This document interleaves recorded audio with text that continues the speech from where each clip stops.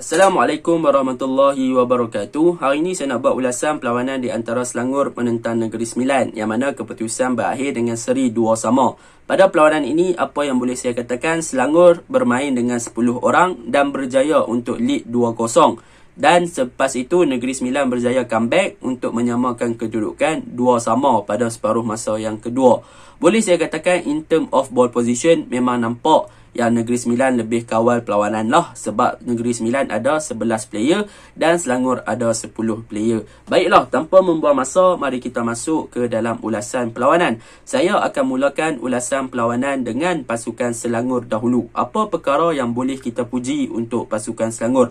Yang pertama yang boleh kita puji untuk pasukan Selangor adalah peranan pemain nombor 24, iaitu Alex. Yang mana bagi saya semalam Alex adalah player muda yang sangat rajin, mempunyai ball control yang bagus, boleh bertahan dan beliau mempunyai kreativiti di bahagian tengah, dan beliau sangat bagus daripada awareness ataupun kesedaran di dalam padang. Daripada segi marking pun beliau sangat cemerlang. Jadi boleh saya katakan memang Alex boleh bermain di bahagian tengah dengan sangat baik sekiranya Selangor tidak kehilangan Yazan pada separuh masa yang pertama. Sebab apa? Sebab kualiti yang ada pada Alex ni memang sangat-sangat orang kata apa berharga, dan work rate yang ditunjukkan oleh Alex pada perlawanan semalam menunjukkan beliau juga agak rajin untuk membantu bahagian serangan dan juga membantu bahagian pertahanan selepas Yazan kena kad merah pada perlawanan semalam. Itu yang pertama yang boleh saya puji.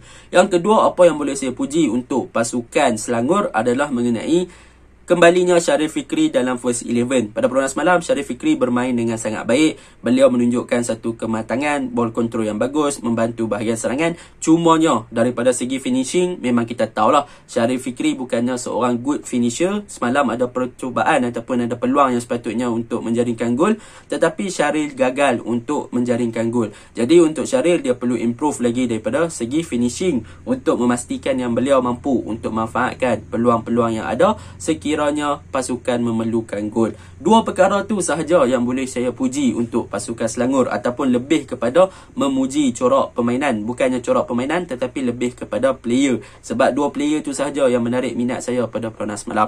Okey, kita masuk kepada kelemahan pasukan Selangor. Apakah faktor Selangor kena comeback pada perlawanan semalam? Faktor yang pertama kita boleh lihat di bahagian tengah, yang mana setelah kehilangan Yazan, Selangor bermain dengan 10 orang. Waktu tu kedudukan 0-0 dan Safwan Baharudin ditugaskan untuk mengambil posisi tempat Yazan, dan Selangor tidak melakukan pertukaran langsung di bahagian tengah dan telah membiarkan Mukairi dan juga Alex untuk bermain di bahagian tengah. Disebabkan itulah pasukan Selangor kena comeback. Sebab apa? Sebab bahagian tengah terlalu lompong, yang mana Mukairi dan juga Alex terpaksa bermain di bahagian tengah untuk cover defense dan juga untuk cover bahagian attacking, yang mana mereka kena bagi supporting play kepada bahagian attacking dan kena bantu bahagian pertahanan sekiranya diserang. Jadi akibat kelompongan di bahagian tengah, tak ada seorang defensive midfielder, telah menyebabkan bahagian tengah pasukan Selangor tidak terlalu efektif dan tidaklah terlalu kreatif, dan hanya bermain dengan direct long ball ataupun bermain dengan direct football, hantar bola pergi depan, hantar bola pergi depan, dapat bola clear dan sebagainya. Itu yang menyebabkan bahagian Selangor agak lompong, dan pasukan Negeri Sembilan berjaya untuk bermain dengan defensive line yang agak tinggi dan berjaya untuk kawal di bahagian middle area pada perlawanan semalam.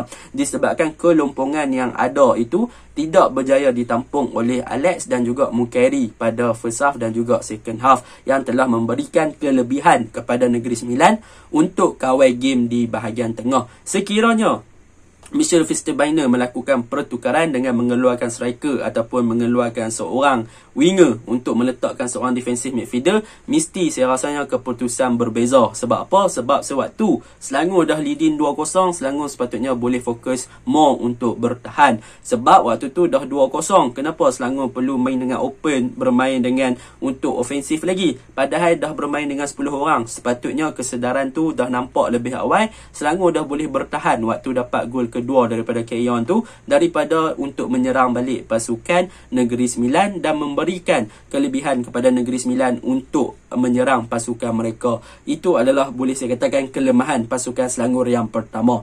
Yang kedua, apa yang boleh saya cakapkan tentang pasukan Selangor punya kelemahan adalah di bahagian defense department, iaitu Syarul Nazim, Safwan, Quenteng dan juga Fazli serta Zikri di second half. Yang mana untuk bahagian pertahanan pasukan Selangor pada perlawanan semalam adalah apabila mereka terlalu loose marking dan mereka terlalu bagi space kepada striker pasukan Negeri Sembilan untuk berada dalam kedudukan yang kosong bagi menerima bola.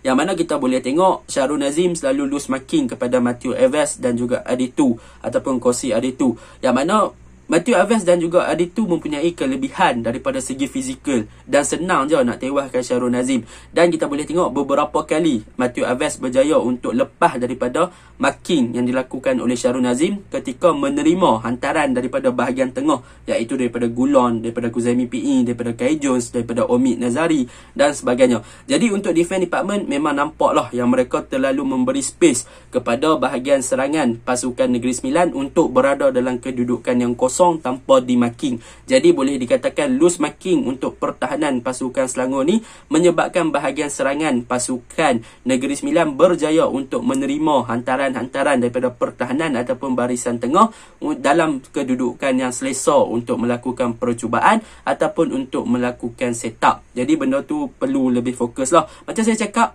sepatutnya Selangor lebih fokus untuk bertahan berbanding untuk melakukan counter ataupun menyerang selepas dah lead 2-0. Tetapi benda tersebut gagal dilakukan oleh Selangor, yang sebaliknya mereka bermain seperti biasa, bermain seakan-akan bermain sebelah orang, dan perkara tersebut berjaya dimanfaatkan oleh pasukan Negeri Sembilan pada perlawanan semalam. Itu yang kedua untuk kelemahan pasukan Selangor. Untuk yang ketiga, kelemahan yang paling ketara untuk pasukan Selangor waktu ada sebelah orang pun, mereka bermain tiada seorang general playmaker, iaitu pemain nombor 10 ataupun attacking midfielder yang boleh berfungsi untuk supply bola kepada Keyon dengan baik. Yang mana kita boleh tengok banyak gerakan-gerakan yang Selangor lakukan adalah berpunca ataupun berpaksikan daripada Huri. Yang mana Huri ni lebih more to winger, yang mana beliau akan bawa bola pergi depan, lepas tu gelecek 2-3 orang lalu melakukan cutback kepada Keyon dan sebagainya. Itu corak permainan yang selalu ditampilkan oleh Huri, yang mana boleh saya kata typical winger lah kan. Tetapi apabila Selangor tak ada seorang attacking midfielder seperti Hen Taun yang bermain pada season lepas sangat-sangat cemerlang, maka bahagian tengah pasukan Selangor ni boleh dikatakan tidak terlalu menyeramkan, yang mana mereka tak ada player yang boleh melakukan penetration passing, through passing, hantaran yang luar biasa kepada bahagian striker. Yang mana sebaliknya mereka hanya mengharapkan kepada winger untuk melakukan penetration run, melakukan larian, dribbling, lepas tu lakukan cutback. Dan Keyon akan tunggu kat situ saja. Benda tu menyebabkan satu benda yang tidak patut, yang mana Keyon akan menyebabkan situasi yang mana Keyon akan terlebih isolate, iaitu dia akan lebih bersendirian di hadapan dan beliau kurang dapat bola. Sebab apa? Sebab kurangnya supply bola daripada winger, dan beliau juga kadang-kadang lambat untuk turun bagi minta bola. Jadi benda tersebut telah menyebabkan Keyon terlalu isolate. Memang kita akan nampak lah yang Keyon ni tak ada produktivitas melainkan daripada sepakan penalti sahaja untuk menjaringkan gol. Benda tu perlu diperbaiki. Selangor perlukan seorang general di bahagian tengah untuk memastikan yang mereka boleh melakukan corak ataupun build up yang menarik. Mereka perlu ada seorang playmaker ataupun boleh dikatakan seorang player yang attacking minded lah untuk membantu bahagian serangan supaya lebih ofensif di bahagian tengah.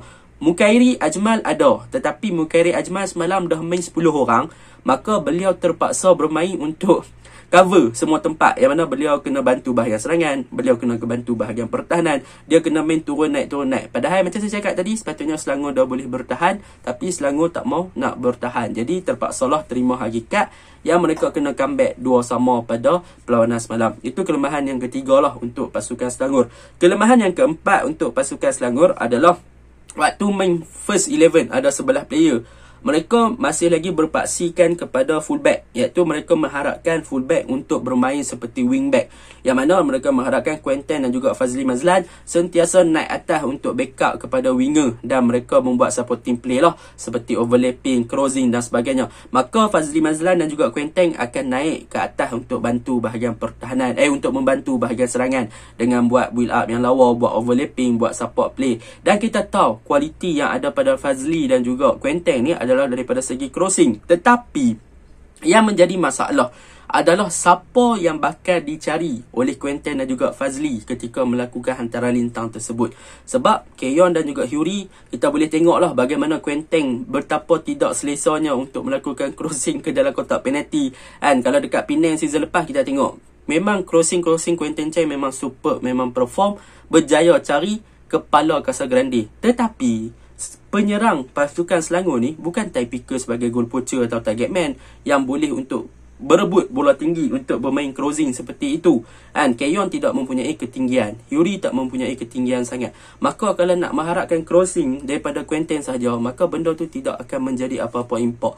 Jadi memang Selangor kena ubah corak permainan. Mereka perlu untuk lebih efisien, lebih efektif di bahagian tengah. Mereka ada kualiti yang bagus, mereka ada Alex, mereka ada Mukairi. Mereka hanya perlukan seorang general playmaker ataupun seorang backup kepada defensive midfielder, sebab semalam mereka dah kurang satu orang, mereka bermain dengan 10, dan supaya Mukairi dan juga Alex ni boleh lebih ofensif dan sebagainya. Dan sepatutnya semalam dah leading 2-0, boleh bertahan, tidaklah perlu untuk bermain seperti biasa. Dan kalau bermain seperti biasa, jadilah macam semalam, ruang tengah kosong, tak compact, tak ada pressing, pemain Negeri Sembilan kawal bola, pupuk gol macam tu saja. Jadi secara kesimpulannya pada perlawanan semalam, boleh saya katakan Selangor agak membuat mistake yang mana mereka tidak bertahan selepas dapat 2-0.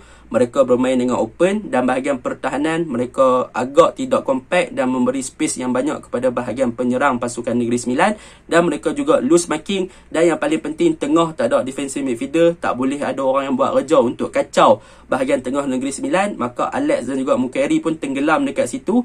Maka Negeri Sembilan boleh conquer game, dan mereka banyak menggerakkan corak permainan di bahagian tengah, dan akhirnya berjaya menyamakan kedudukan 2-2. Itu untuk pasukan Selangor. Untuk pasukan Negeri Sembilan pula, ada beberapa perkara yang boleh saya puji untuk Negeri Sembilan. Perkara yang pertama yang boleh saya puji untuk Negeri Sembilan adalah mengenai mereka punya corak permainan ketika build up. Mereka build up, mereka akan menggunakan formation 3-5-2. Kita boleh tengok di second half, yang mana mereka akan bermain dengan Kuzaimi PE di bahagian pertahanan, Saiful dan juga Herod Gulon. Dan yang paling menarik adalah tentang defensive line mereka yang agak tinggi sampai ke middle lane, iaitu di kawasan bahagian tengah, line bahagian tengah yang di kawasan kick off lah, yang mana defensive line mereka tinggi sampai macam tu. Dan Herod Gulon, kadang-kadang beliau lebih daripada line tu, sehingga nak sampai kat kawasan D-box pasukan Selangor. Ini membuktikan yang memang Selangor di bahagian tengah tu terlalu lompong, terlalu kosong, dan telah membiarkan Negeri Sembilan berjaya kuasai bahagian middle area tu adalah satu kesilapan. Sebab pasukan yang berjaya kawal bola sampai macam tu mempunyai kelebihan yang banyak untuk melakukan serangan. Tambah pula ada advantage daripada numbers of player. Jadi itu memang boleh saya katakan keberanian yang ditunjukkan oleh Negeri Sembilan. Mereka berani untuk bermain dengan defensive line yang tinggi, dan Herod Gulon boleh bermain lebih tinggi untuk membantu bahagian serangan dengan buat build up. Sebab apa? Sebab kita tengok semalam Gulon punya ball control, dribbling pun boleh, laju pun laju, passing pun padu. So memang ketenangan yang ada pada Gulon tu menyebabkan mereka punya defensive line berani untuk berada pada kedudukan yang tinggi. Walaupun mereka tahu yang Selangor kurang satu player, tetapi mereka berani. Kalau kena counter macam tu sahaja dah boleh lah, tetapi mereka berani. Tu yang pertama yang boleh saya puji. Defensive line yang tinggi membuahkan hasil. Risiko tinggi, tetapi hasil dia pun tinggi, berjaya menyamakan kedudukan 2-2 pada perlawanan semalam untuk Negeri Sembilan. Itu yang pertama. Yang kedua, apa yang saya suka tentang Negeri Sembilan adalah bagaimana kita tengok apabila mereka membentuk back 3 ketika menyerang. Mereka punya wingback, terutamanya di bahagian kiri, iaitu Kai Jones. Kai Jones dia akan sentiasa berinteraksi dengan Omid Nazari, yang mana kedua-dua player ni adalah sangat bagus. Yang mana Omid, dia tak akan membiarkan Kai Jones berkeserangan di bahagian wide area. Dia akan sentiasa memberi support kepada Kai Jones ketika mereka ingin menyerang. Dan benda tu yang menyebabkan penghasilan yang bagus ketika Negeri Sembilan menyerang. Dan apa yang paling bagus adalah mereka juga berani untuk melakukan half passing. Yang mana kita tengok banyak hantaran-hantaran jauh yang dilakukan oleh Negeri Sembilan adalah daripada half space, iaitu di bahagian middle, di bahagian tengah, untuk mencari pemain seperti Matthew Alves ataupun Adetu di bahagian serangan. Yang mana hantaran-hantaran ni sama ada bola rendah ataupun bola tinggi tepat kepada bahagian serangan. Dan benda tersebutlah yang menjadi kelebihan untuk Negeri Sembilan. Sebab mereka dah bermain defensive line yang tinggi, maka hantaran tu tepat kepada bahagian serangan, maka mereka ada advantage, ruang yang banyak di bahagian serangan dan boleh melakukan percubaan. Jadi benda tu yang memberi impak yang sangat-sangat berbeza kepada corak permainan Negeri Sembilan sewaktu first half dan juga second half. Mereka berani push lebih forward dan mereka berani tanggung risiko dan mereka cepat untuk cover mereka punya space sekiranya di counter. Benda tu memang menjadi kunci kepada Negeri Sembilan untuk menjaringkan 2 gol pada peluang semalam. Jadi secara overallnya, Negeri Sembilan ambil keputusan yang mempunyai risiko yang tinggi tetapi berjaya untuk membawa pulang satu mata, dan mereka juga berani untuk terima padahnya sekiranya mereka di counter. Mereka cepat untuk cover mereka punya tempat ataupun membentuk back five balik. Jadi benda tu sangat dipujilah sebab struktur yang ada pada Negeri Sembilan tu memang sangat solid pada perlawanan semalam. Mereka boleh kuasai bahagian tengah, wide area, tak ada orang berani. Padahal kalau Selangor pressure ataupun Selangor memberikan tekanan, berjaya intercept, berjaya rampah, counter boleh gol, kan? Kiranya orang kata apa, high risk high return. Jadi itu sahaja ulasan saya. Assalamualaikum warahmatullahi wabarakatuh.